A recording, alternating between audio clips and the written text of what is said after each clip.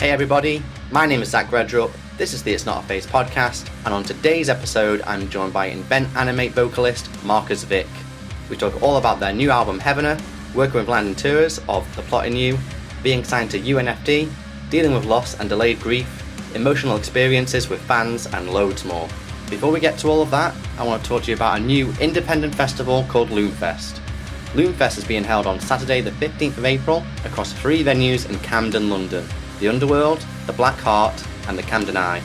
It boasts some stellar headliners in Dreamstate and Graphic Nature, who sit beside a diverse lineup that includes the likes of Lake Malice, Bambi Thug, Delaire the Liar, Your Misery, Snake Eyes, and a bunch more. And once the bands are all done, there's some after-party DJ sets from Sean Smith of the Blackout, Raiders UK and Sapling podcast, and also Alex Holcomb from BBC Radio 1 and Kerrang Radio. There's still some tickets left, so head on over to @LoomFestUK on Twitter or Instagram for ticket links before they sell out. Now, if you enjoyed this or any other episode of the podcast and you want to show your support, there's a few ways that you can do that. Number 1, leave a rating and review wherever you're listening to this. It takes just a few seconds and it really does help. Number 2, share this on your social media, whether that be Instagram, Twitter, Facebook, wherever. Or number 3, if you want to go the extra mile, you can pay a little bit each month to join the Patreon, and in return you'll get access to episodes early along with some other perks, or you can pick up some merch from the store. All the links to that and the podcast socials where you can follow us can be found at itsnotaphase.co.uk. That's itsnotaphase.co.uk. And now with all that out of the way, let's jump right into this week's episode of It's Not a Phase. What's up everybody? Thank you for joining me on this episode of It's Not a Phase, where I'm joined by Marcus Vick, vocalist for Invent Animate. How you doing, man? I'm doing well. As I said, we said earlier, I'm in Glasgow right now in Scotland, just about to set up on stage. Kind of just woke up, so I'm feeling a bit dizzy, but I'm very excited for tonight. So I'm punching myself in the face to get up and do what I need to do, obviously. I'm sure you'll definitely wake up with the Glasgow rain and stuff like that before the show starts, so I wouldn't worry about that. Yeah, I mean, I got locked out from the fucking venue, so I've felt the rain for a while, so that's good. Great start to the day. Yeah, great start of the day. So how's this tour across Europe and the UK been going for you so far? Because I think you're pretty much coming towards the end of it now, is that right?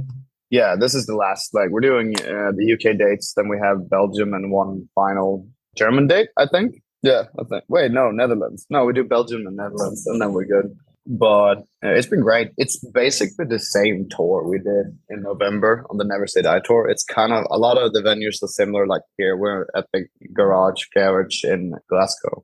And we played that last time. It was absolutely fucking sick. And Era is a great headliner. Everyone on this fucking tour is friends. So we're basically one big happy family strolling through Europe. A bunch of Americans. I'm from Sweden, by the way, so I'm not a dumb American that can't find my way. No. It's always good on a tour when you're obviously friends with them beforehand. You know, you don't have to have that kind of oh, I know you and from this band, or you're whatever. You can just chill for the tour. That's always definitely. Yeah. No, it's been going great so far. Every show has been absolutely fucking insane. My voice is holding up. I got sick for 2 days, but I fought it with everything I had. And I woke up one day and just felt great. And I'm like, what the fuck? I have done nothing to deserve feeling this good today. Because I felt like shit. Because it's usually a span of 4 to 5 days when you get sick on tour. Yeah. But that was basically one bad day, which was kind of weird. But I feel great today. So yeah, no complaints here then, mate. So you want to keep that going? Yeah, definitely. I think this is my vitamins. Yeah, that's the thing, isn't it? You got to be on the road because you're just braving all these different weathers, you're going to different climates, meeting all these different people as well. So who knows what you could potentially pick up from someone.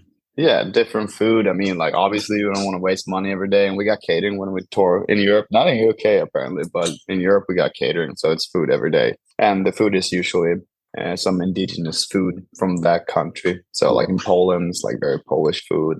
And so you're taking a lot of different bacteria for the gut. And the gut kind of says no sometimes, especially mine. So you got to keep them meds and vitamins going and make sure to exercise on stage every night and fucking try to stay healthy. Yeah, I think some people don't really realize that, do they? Sometimes I've heard acid reflux can really affect the voice as well. If you have acid reflux is the biggest reason for vocalists losing their voice on tour, because it creates temporary scar tissue on the vocal cords. If you get like stomach acid on the vocal cords, which is like if you party too hard and you like go to bed with a with a belly full of beer and like it's squelching around in there and it can jump up a little bit and it'll bring some acid with you. So like try not to drink beer so close to bed and like trying to be very careful with that because that will fuck you up. You've got to be sensible. Like this is your career, isn't it? This is your livelihood. So you've got to take. Yeah, dude. You got to be very careful. Well, this tour's been great. I've never felt so good voice-wise on a tour as I've done this. I mean, we only play a 30-minute set, but I feel like people don't understand that when you play a 30-minute set, you put the songs next to each other as fast as you can. Yeah. And that is in my, like we did a short run in December in the US and we played 50 minutes something. And that felt so much easier because you could rest between songs because we put in like resting time between songs and like for speaking instead of screaming. And that felt way easier than actually doing these 30-minute hectic go everything you have runs. Yeah. So I'm always a little bit scared of these like support tours when it comes to my voice. I'm always very, very careful. Do you ever kind of cater your set list to that? Like, I know some bands kind of like put the easier songs at the start of the set for your voice, and then you kind of put the harder ones because you don't want to like strain your voice right at the beginning and then have to work. No. So I warm up for an hour pretty much. I do half an hour of actual like vocal warm up exercises, quiet, very careful. And then I go in and do body warm up. So I do like jumping jacks, high knees, fucking stretching everything, including my neck and my face. And after that, I do vocal activation exercises. So I activate everything I'm going to use on stage to make like just check out my whole range, screaming, fucking singing high with distortion, singing low. Just test everything out to make sure everything works. If they're a part of that, like maybe my high notes are very like strained today, I dive into that with ease and give it 5 more extra minutes to make sure how to activate that so it's working fully well when I go on stage. So like not as like the beginning of the set is like where I'm at strongest, I would say. Okay. So what we did on this tour and the tour before, we're trying to put the fastest fucking songs in the beginning of the set just to give people like a big hit in the jaw.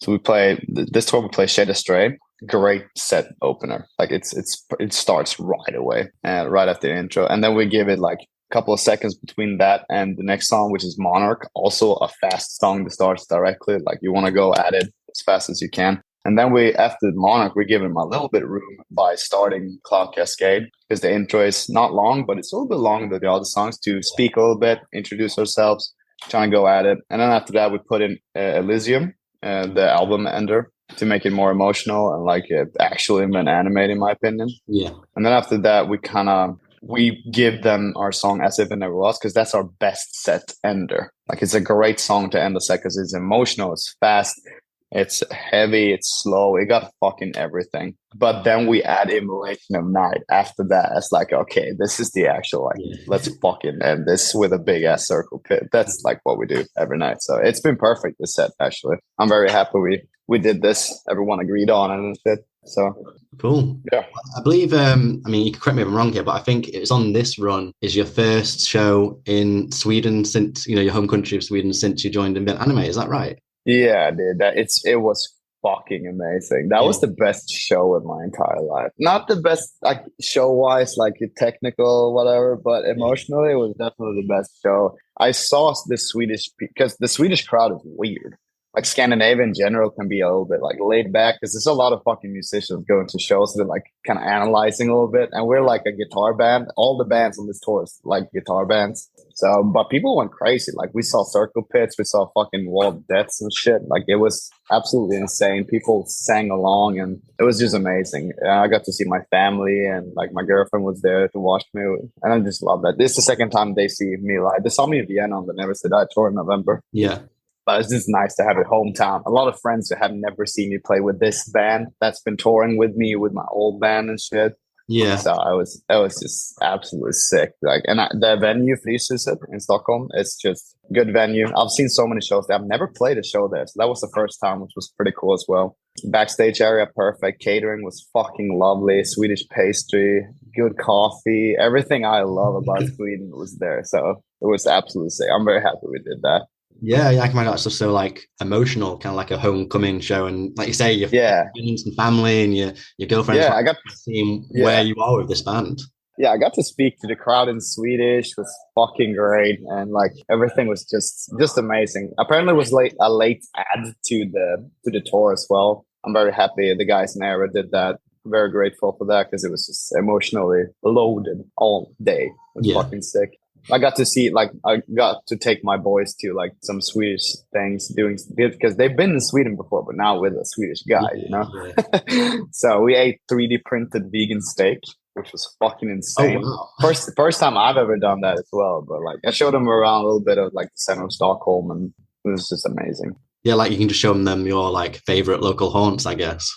Yeah, dude. So basically, Stockholm is not my vibe, to be honest. I'm from a very small town and like a little bit more north than Stockholm. But I've been to Stockholm a fuck ton of times. So I knew some spots, obviously. So I'll show them as much as I could. And I Yeah. have my girlfriend with me again. She's way better with like trying to find her way around cities than I am. So that was great. Like a little tour guide, basically. Yeah.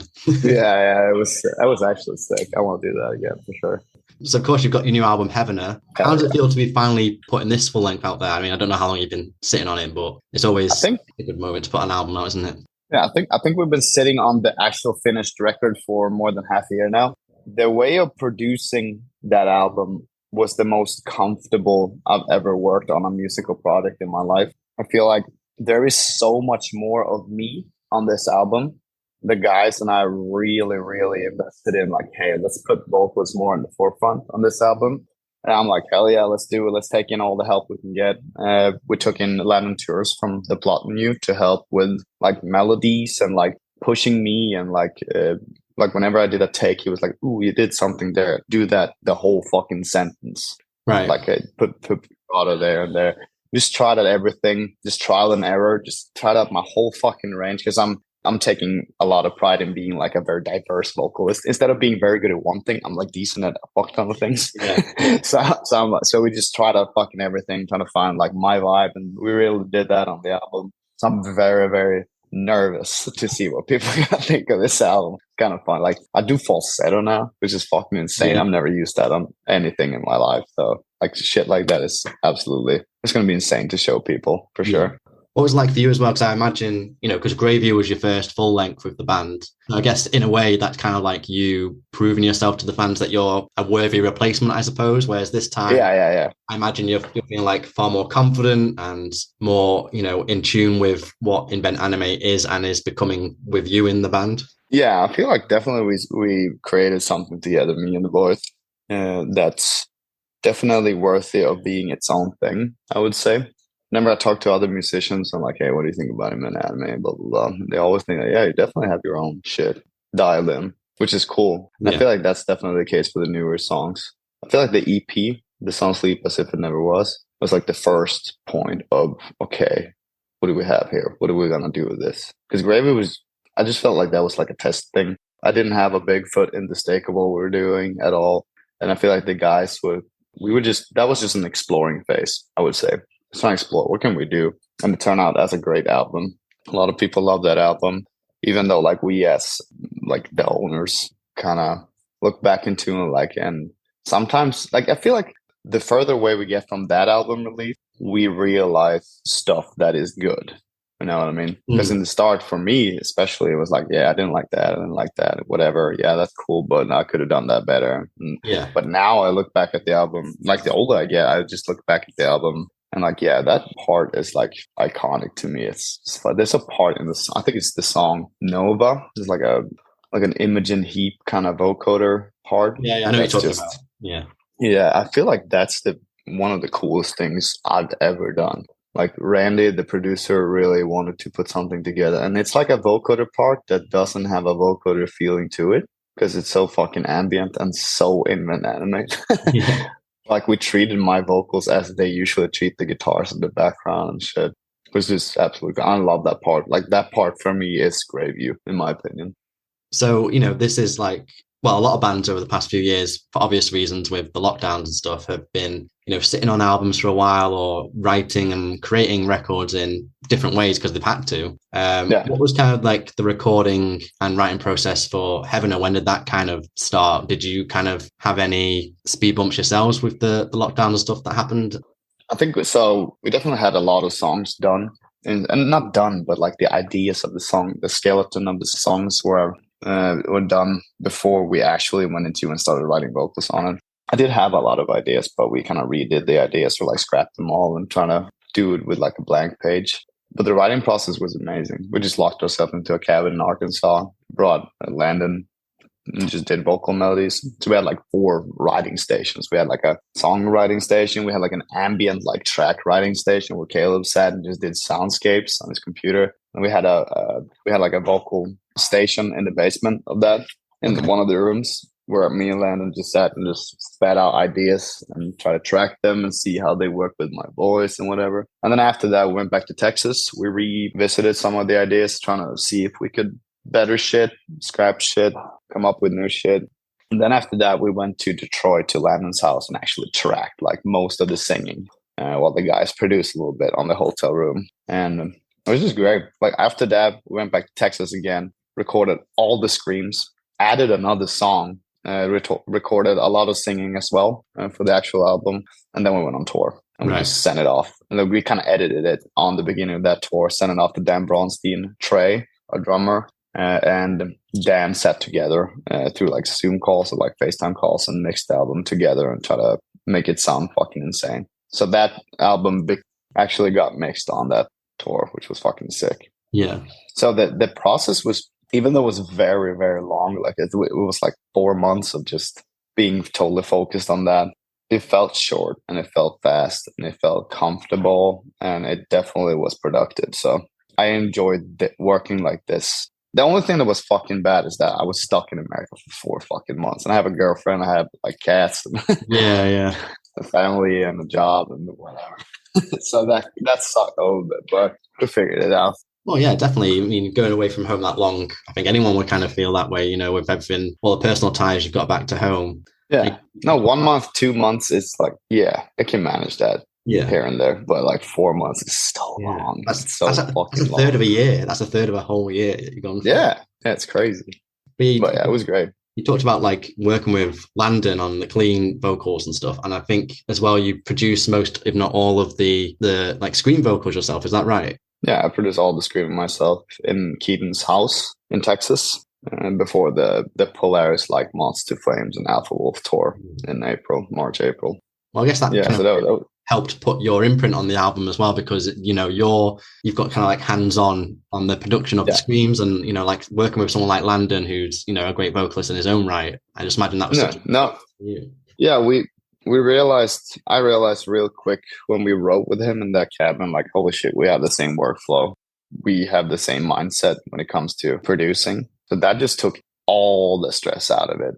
It was just great. I've had people record my screams in the past, and it has always strained my voice. It has always like felt bad afterwards. Like, oh, I could have done that better and that better. And whenever I've recorded shit at home, it's always been great. It's always been like exactly what I want it to be. And I get to push myself so much. I get to be as nitpicky as I can, as I want to. Like, I don't have to care about time. I do have to care about time, but not in that sense. I can do my own daily schedule. So that's good for my voice. So I really like, because I did all the singing and the screaming on the EP. I produced it all.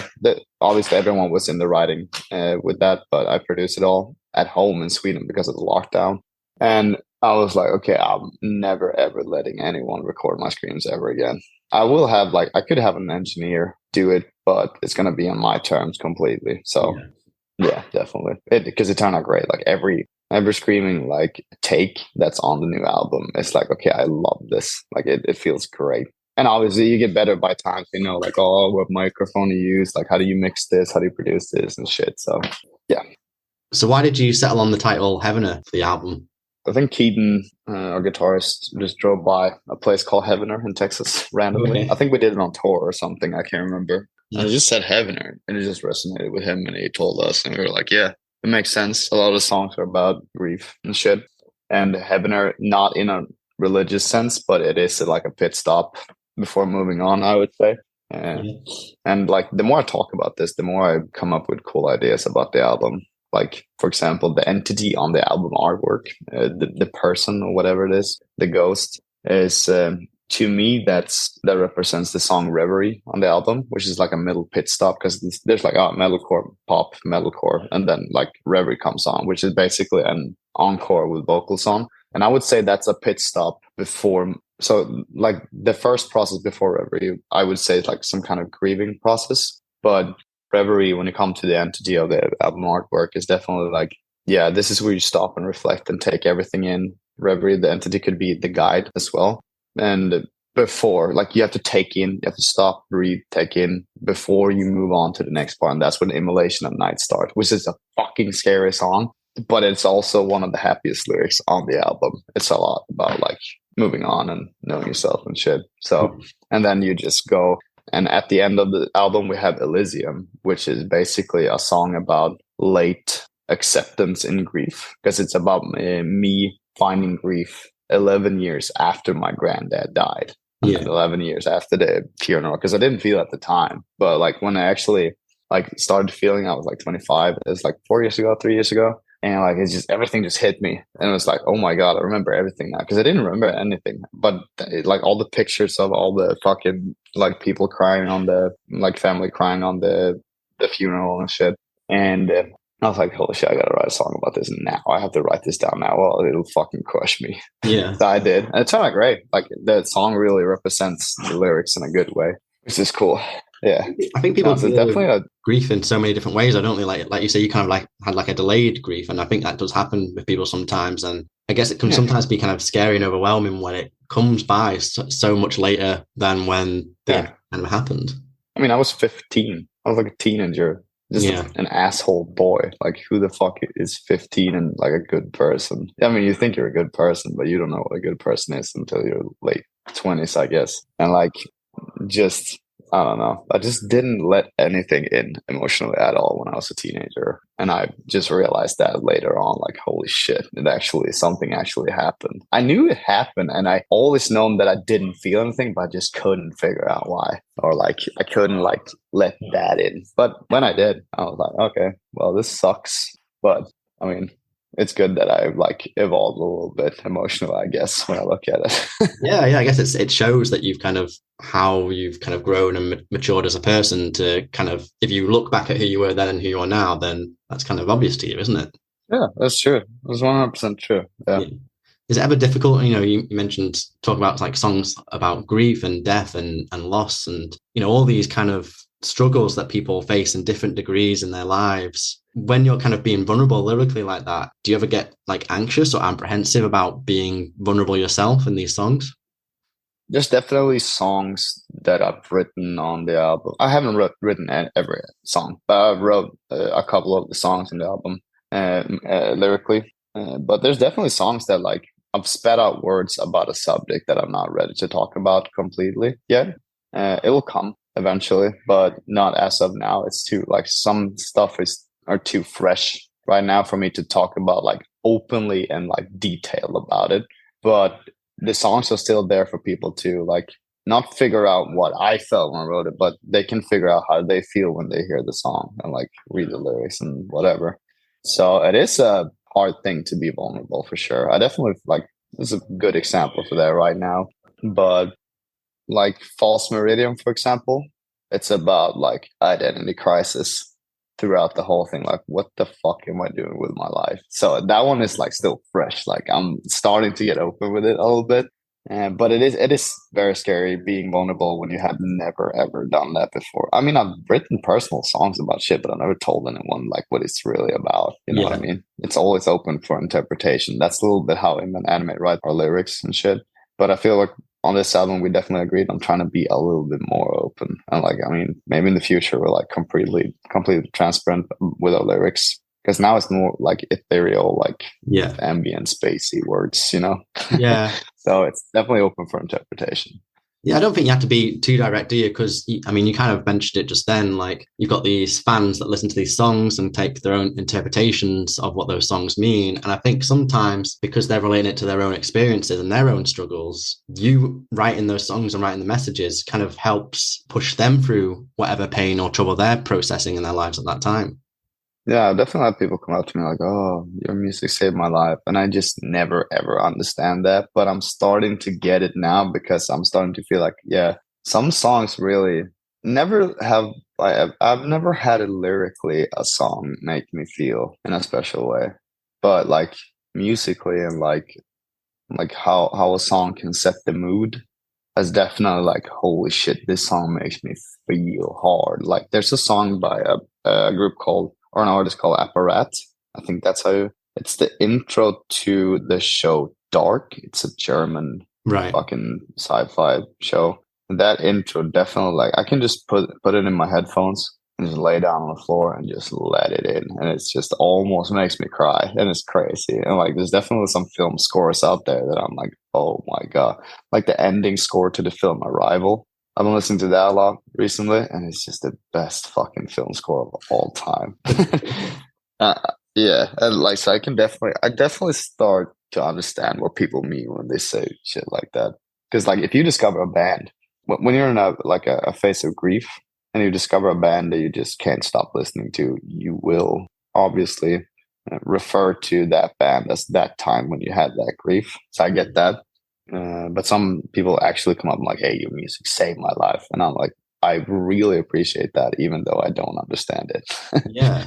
I mean, it's just such a, Yeah, obviously, it's a gratifying thing to kind of hear that, but it's also so heavy, isn't it? Like that you and your words, if you yeah, didn't do that, if you didn't make that song part of that song, then not to say yeah, that that is like the changing point that kind of stopped them completely. Like, who knows what else they could have listened to or taken in that would have changed that course. But it's still, I guess, really heavy to hear. I couldn't imagine kind of like how to kind of comprehend someone saying that to me. yeah. No, I very early on in Invent Animate, we were on the trilogy tour early 2020 before the lockdown with Silent Planet, Greyhaven, and Currents. And I was at the merch table in Philadelphia. I remember. I was standing. I just got a tattoo, so I was standing like touching my tattoo. It hurt like fuck, and I was like just by the merch table, just looking at Silent Planet playing. And this lady comes like probably in her 30s or something, came up to me and just like she just looked at me, and I'm like, what the fuck, like what's up? And Yeah. she just started crying, and I'm like, what is it?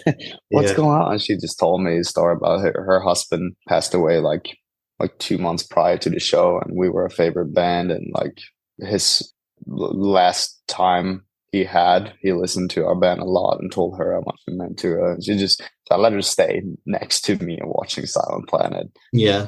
throughout the whole show, and just hugged her goodbye, tell like, hey, if anything, just hit us up, we'll help you. She was just devastated, and it made me so emotional. Yeah.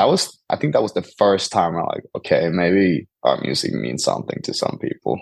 Yeah, 100%. Stories like Yeah. that, like you're making, obviously you don't know it at the time when you're making this song, but you're clearly making an impact on people's lives in ways that you could probably never imagine.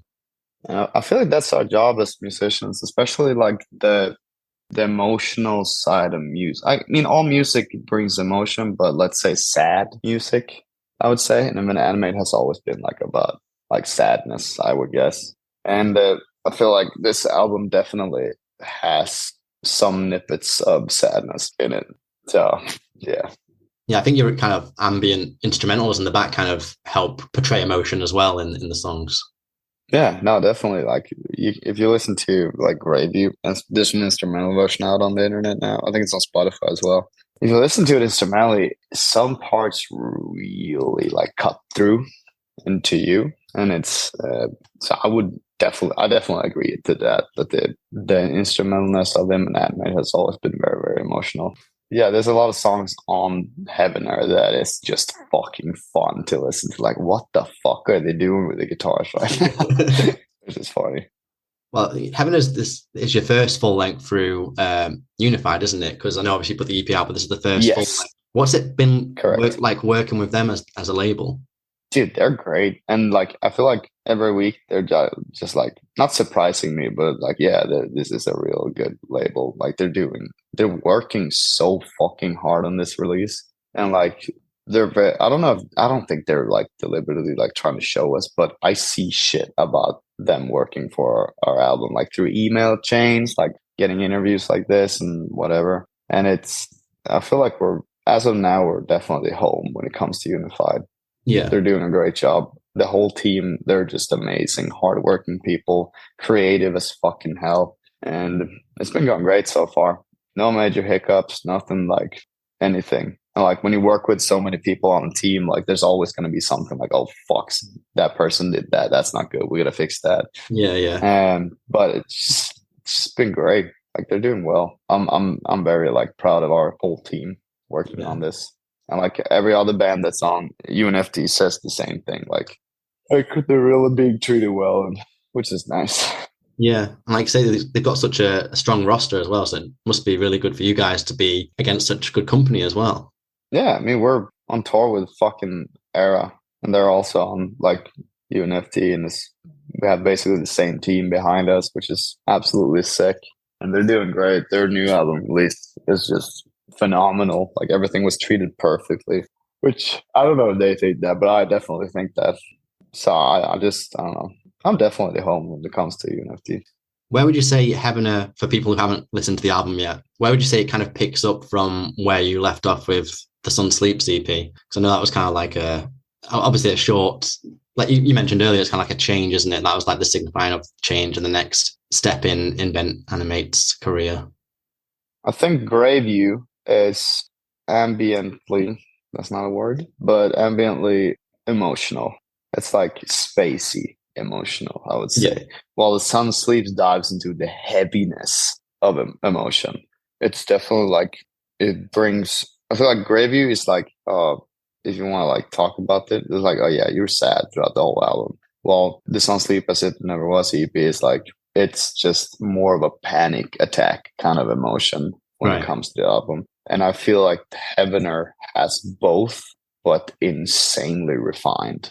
And it like some things that the guys did with the songwriting is just very creative. I like a lot of shock value and panic throughout the whole record, which is pretty cool. And as I said, like False Meridian, for example, is the funniest fucking song to listen to. It's fucking crazy song.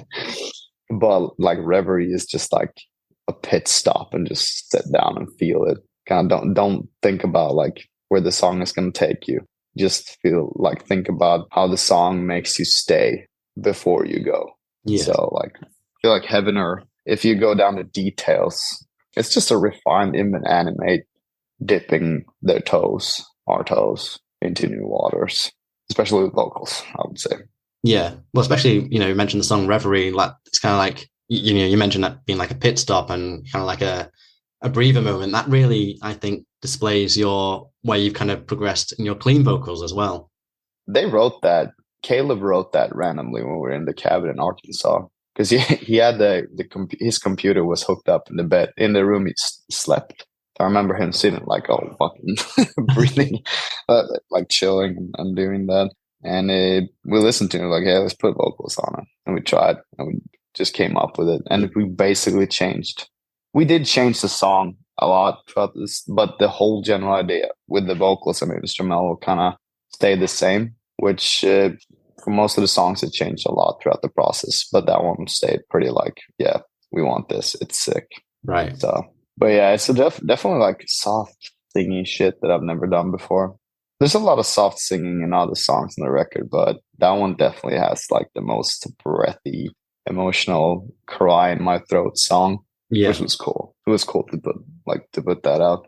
Well, obviously you've got this album release, like you said before, you're wrapping up this UK and European tour in a few days, and then I think you've got a tour supporting Currents in the US, but you've also got a US tour supporting Bad Omens as well.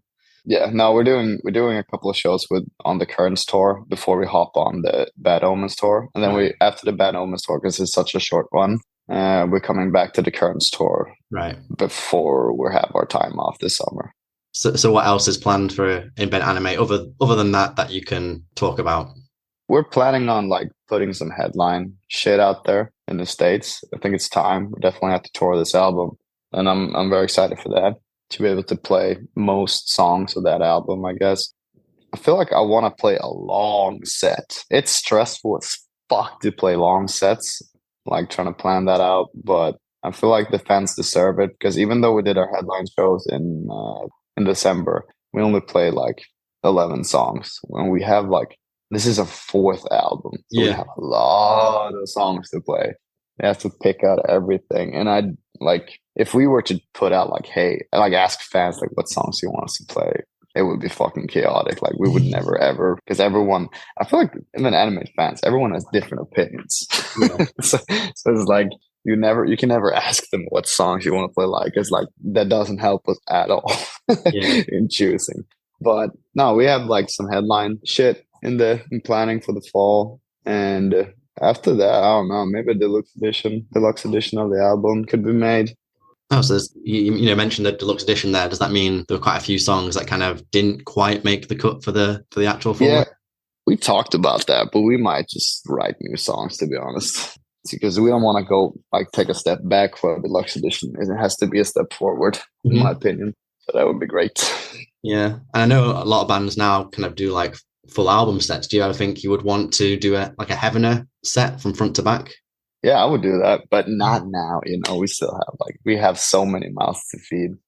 When it comes to angry fans have never heard of the favorite song live. Yeah, and so we gotta do that for sure. Also, there's a lot of songs that I always wanted to play live that I haven't, like White Wolf from Still World. Yeah, it's just a good fucking song, and like Indigo, it's a fan favorite, and definitely some deep cuts from Everchanger. And there's a lot of songs on Gravy that we'd never play live. Like most of the songs from Gravy we would never play live. Right. So I think we played like 3 or 4 songs of that album. And there's like a couple more that needs to be played live. Yeah. But I mean, obviously if we do a headline tour in the fall, we're going to do most songs of Headner. So makes sense. Yeah. Rebranding ourselves, we got to be in a way, forward. Yeah. Definitely. Thank you very much for your time, Marcus. I do really appreciate it. You're good. Before I let you go and enjoy the rest of your day, and obviously the Glasgow show later, have you got any final words? Anything you want to say? Anything you want to plug? I just want to thank people who because I've been doing quite a few of these interview podcast things for the album, and if there's anyone out there who's checked out a lot of them, I appreciate that. I'm out here helping people grow in every sense I can, and I'll definitely appreciate it to check out a new fucking album. Yeah. Definitely get that in your ears. Definitely. Well, thanks again, Marcus. Catch you later. Thank you. Bye. And that is it. Thank you so much for listening. Again, if you enjoyed this or any other episode of the podcast, then please leave a rating and review wherever you're listening to this.